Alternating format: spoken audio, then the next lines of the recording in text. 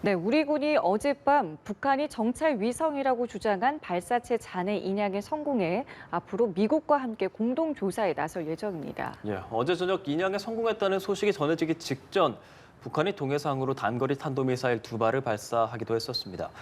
지난 4월 화성 18형 시험 발사 이후 63일 만인데요. 극심한 식량난을 겪고 있는 북한의 도발 계속되고 있는 현재 상황에 대해서 오경섭 통일연구원 연구위원 모시고 이야기 나눠보도록 하겠습니다. 위원님 어서 오십시오. 안녕하세요. 예.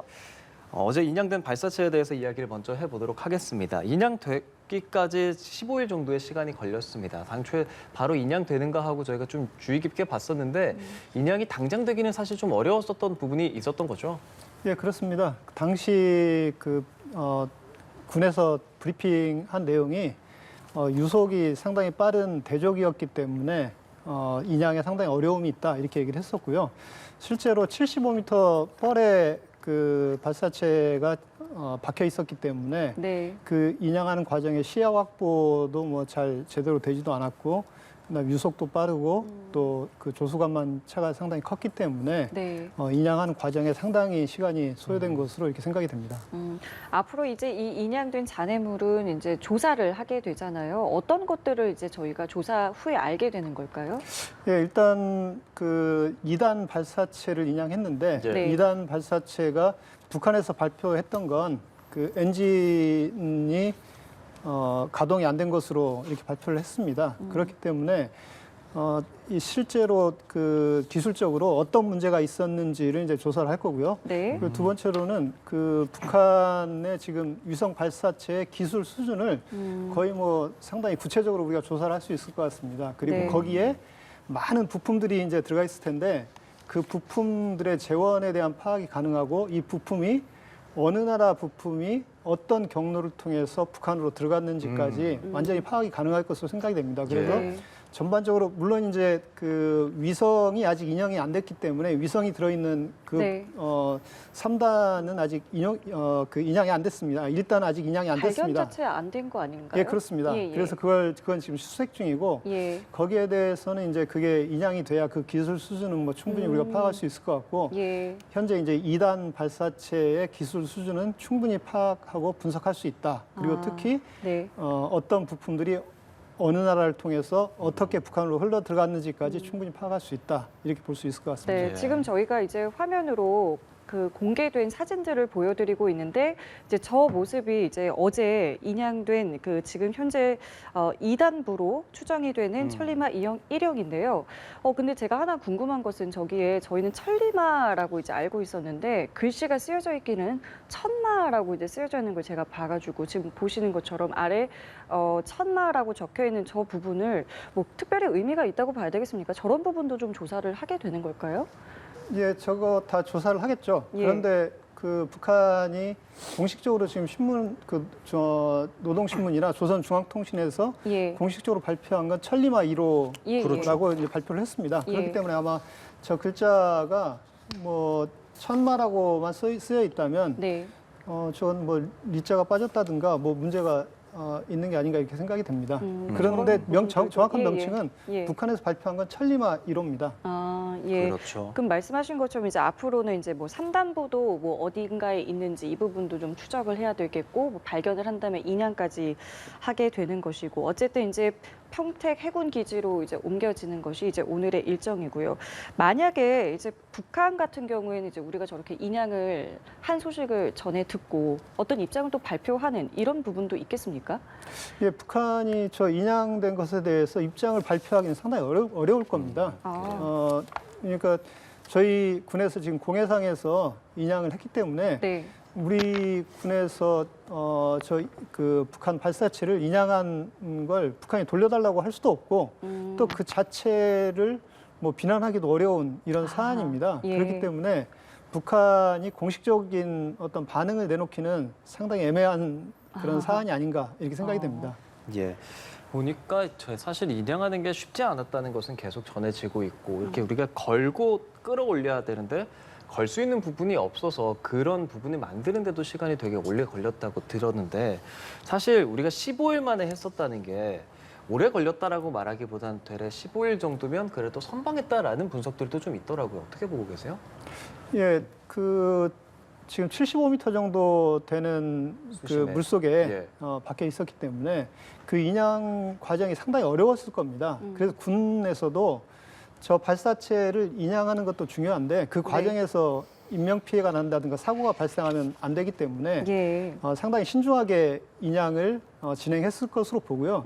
특히나 이제 잠수사들이 잠수를 해서 예. 저 인양을 하기 위해서는 여러 가지 작업을 해야 되는데 그 작업에도 상당한 위험 요소가 따랐던 것 같습니다. 예. 그렇기 네. 때문에 15일 정도면 뭐 무난하게 인양한 게 아닌가 이렇게 생각이 듭니다. 예.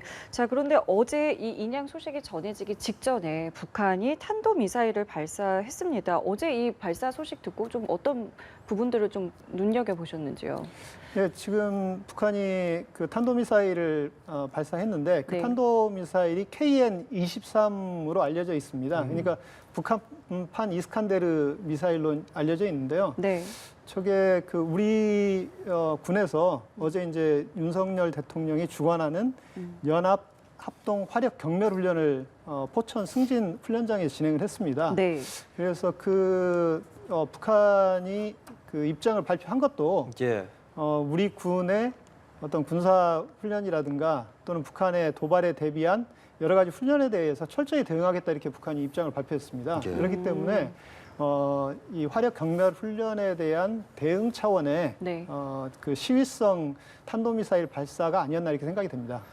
지금까지 저기 전해진 재원 같은 것들은 어떻게 됩니까? 사실 지난번에 화성 18형 발사했을 때는 고체 연료로 발사하고 그래서 더 주목하지 않았었습니까? 이번에 지금까지 전해지는 내용들은 아직 밝혀진 건 많이 있진 않죠. 예, 그렇게 많은 게 밝혀지진 않았고요. 예. 일단 저 재원이 KN-23이다라는 것 정도는 지금 확인이 됐고 거의 한 50km 상공에서 한 800km 정도를 비행한 것으로 이렇게 알려져 있습니다. 네. 그래서 KN-23 개량형으로 지금 알려져 있고요. 네, 네.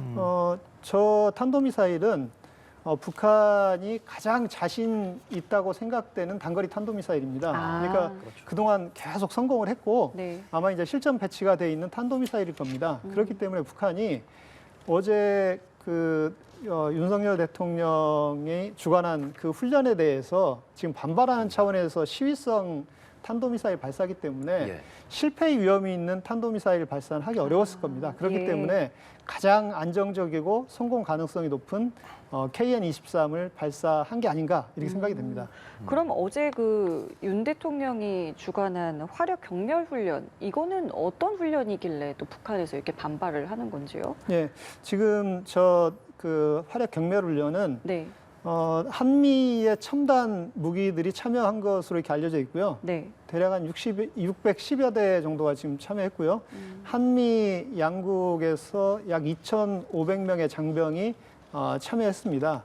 그리고 이 훈련이 북한이 핵 미사일 도발을 했을 때 그 시나리오를 가정해서 우리가 실기동 실사격 훈련을 진행한 겁니다. 네네. 그래서 북한이 핵 미사일을 도발을 한다면 네. 그것을 어떻게 저지하고 또 어떻게 반격해서 격퇴할 것인가를 가정해서 실제 훈련을 저희가 진행을 한 거고요. 그래서 한미의 첨단 무기들이 실제 시연을 했고 포천에 있는 승진 훈련장에서 실사격 훈련을 진행한 겁니다. 그렇기 예. 때문에 북한에서 상당히 강하게 반발을 한 게 아닌가 이렇게 생각이 됩니다. 근데 이 훈련 같은 경우는 어제 시작을 한 게 아니라 이미 지난달에 이제 시작을 했고 마침 어제 윤 대통령이 이제 방문을 한 거잖아요. 그거에 맞춰서 그렇다면 도발을 했다 이렇게 봐도 되겠습니까? 예, 그렇습니다. 저 훈련이 지금 5월 25일부터 시작해서 6월 15일까지 예. 진행했는데요. 네. 윤 대통령이 지금 이 훈련을 주관했기 때문에 예. 딱 그 시간에 맞춰서 북한이 탄도미사일 도발을 했고 그건 네. 사전에 북한이 준비해서 그 도발 시점을 윤 대통령이 훈련을 주관한 시점으로 지금 정해서 계획한 도발을 한 것으로 이렇게 봅니다. 이 화력 경멸 훈련이 그래도 진행된 지가 꽤 된 걸로 알고 있거든요. 이번에 어떤 점에서 좀 달랐기 때문에 더 도발의 빌미라고 북한은 주장하는 걸까요? 지금 이 훈련이 예. 과거에 2015년에 박근혜 대통령이 직접 참여해서 주관을 한 적이 있습니다. 그리고 지금 거의 한 8년 만에 대통령이 직접 참여해서 주관한 훈련이기 때문에 예. 북한에서도 또 강하게 반발을 하는 게 아닌가 이렇게 생각이 되고요. 지금 윤석열 대통령이 북한의 도발에 대한 기본 입장은 힘에 의한 평화를 구축하겠다는 게 기본 입장입니다. 네. 그렇기 때문에 북한에서도 그 윤석열 대통령의 이 훈련 주관에 대해서 그냥 넘어가지 않고 거기에 대한 어떤 반발성 이런 도발을 한 게 아닌가 이렇게 생각이 됩니다. 자, 이런 가운데 저희가 조금 전에 속보로 전해드렸던 내용에 대해서도 좀 여쭤볼게요. 부산 작전기지에 미국의 핵 추진 잠수함이 입항을 했다. 이 소식인데 일단 이게 왜 지금 들어온 것이고 이것은 그럼 또 앞으로 북한에게는 어떤 식으로 좀 작용을 할지 이 부분 좀 여쭤보겠습니다. 예, 그 한미가 지금 확장 억제를 획기적으로 강화하기로 지금 합의를 한 상태입니다. 그래서 그 당시 지금 합의됐던 내용이 미국의 전략 자산을 상시 한반도에 배치하겠다. 그래서 그렇죠.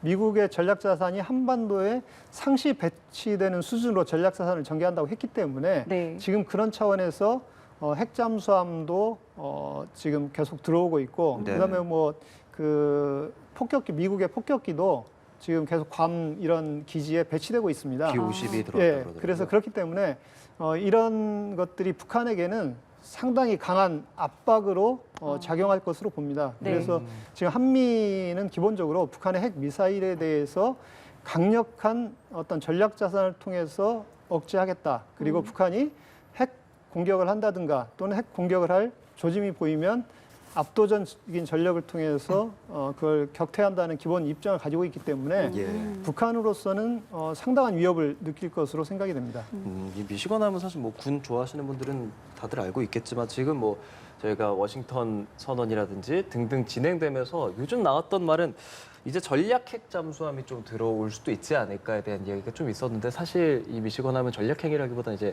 순항 미사일을 쏘는 그런 잠수함이기 때문에 그런 부분에 있어서 뭐 격상하기 전에 한 번 더 들어오는 것이다. 뭐 이렇게 생각해도 괜찮겠습니까? 예, 그렇습니다. 앞으로 미국의 전략 자산은 예. 계속적으로 이제 한반도 전개가 이루어질 거고요.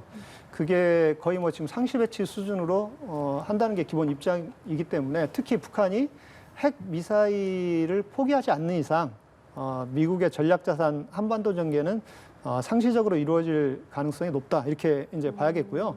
특히 이제 그 한국에서는 북한의 핵 미사일 위협이 높아지면 높아질수록 우리 안보 위협은 커질 수밖에 없습니다. 그렇죠. 그러면 예. 그 안보 위협에 우리 한국이 대응해가는 방안은 여러 가지 이제 단계가 있는데 지금 미국의 전략 자산 한반도 전개는 그래도 최소한의 수준의 북핵에 대한 억제 방안이기 때문에 앞으로 어떤 그런 전략 자산 전개가 좀 더 활발하게 이루어질 것으로 생각이 됩니다. 예.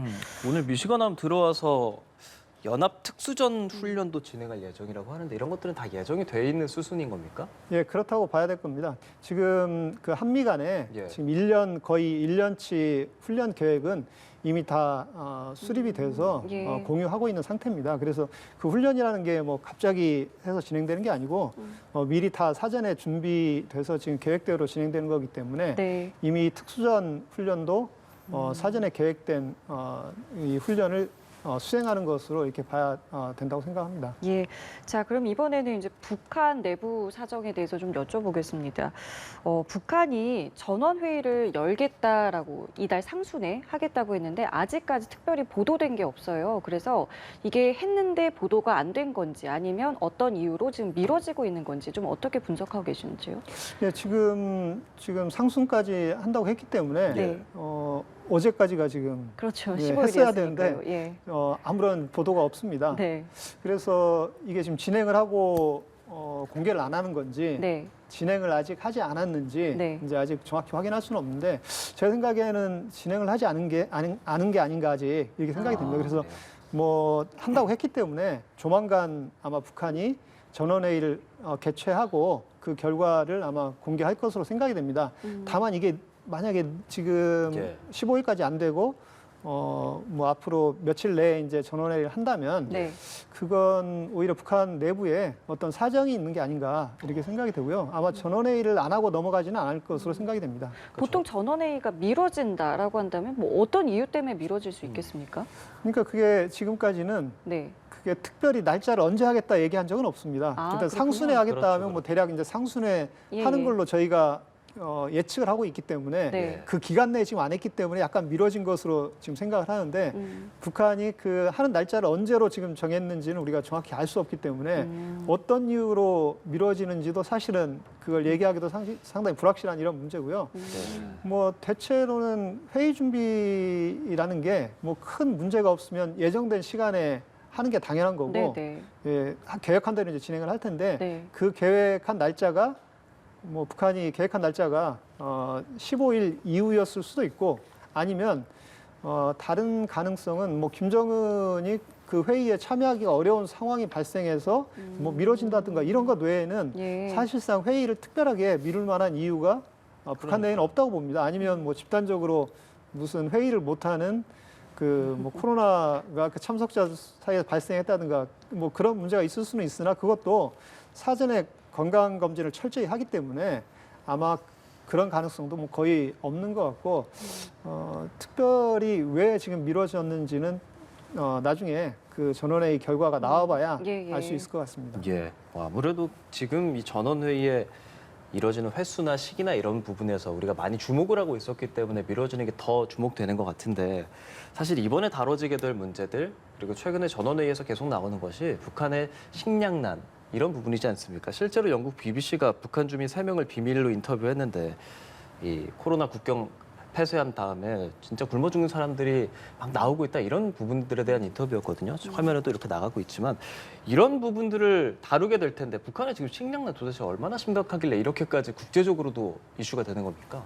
예, 작년 북한 식량 생산량이 거의 한 100만 톤 정도 지금 부족한 것으로 이렇게 밝혀졌습니다. 그러니까 작년에 북한 주민들이 기본적으로 하루 3끼 정도를 좀 먹을 수 있는 그런 정도의 식량을 기준으로 할 때 한 예. 100만 톤 정도 생산이 지금 부족했기 때문에 사실 식량이 부족한 건 사실입니다.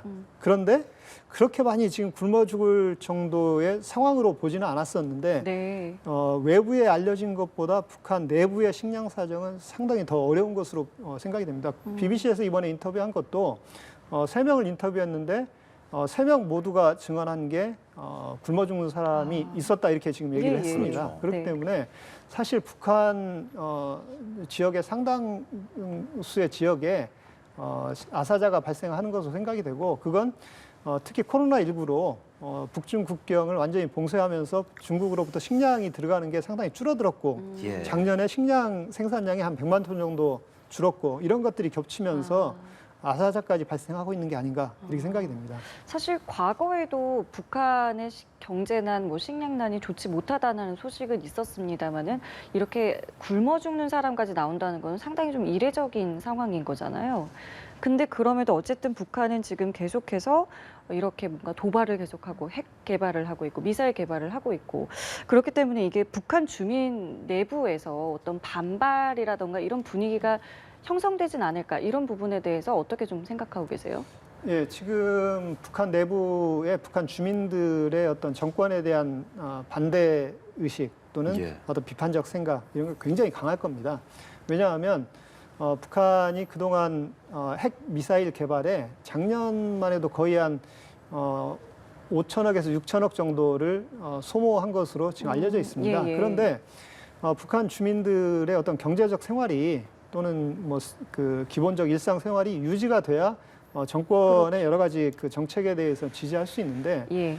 실제 그 지난 2020년 이후로 코로나19 이후에 북한이 조중 국경을 봉쇄하면서 네. 거의 국경이 막혔고 이 국경이 막히면서 시장에 중국산 물품이 그동안 뭐 80, 90% 이상 차지하고 있었는데 그게 이제 거의 싹 사라지면서 실제 경제 활동 자체가 상당히 위축이 됐습니다. 거기에 이제 식량 부족까지 겹치면서 일반 주민들의 생활은 상당히 어려워졌을 거로 생각을 합니다. 그래서 경제 생활이 기본적으로 일상 생활이 어려워졌기 때문에 북한 주민들이 이 감시나 탄압이 상당히 강하기 때문에 불만을 공공연하게 얘기할 수는 없지만 정권에 대한 불만 수준과 그 정도는 상당히 높은 수준에 지금 와 있는 게 아닌가 이렇게 생각이 됩니다. 근데 북한이 지난 한 해 동안 핵무기 개발에 쓴 돈이 7,610억 뭐 이 정도까지 된다라는 보도를 BBC에서 하던데 도대체 북한은 그 자금을 뭐 어떻게 운영을 하길래 이렇게 비정상적으로 무기 개발에만 치우쳐지는 겁니까?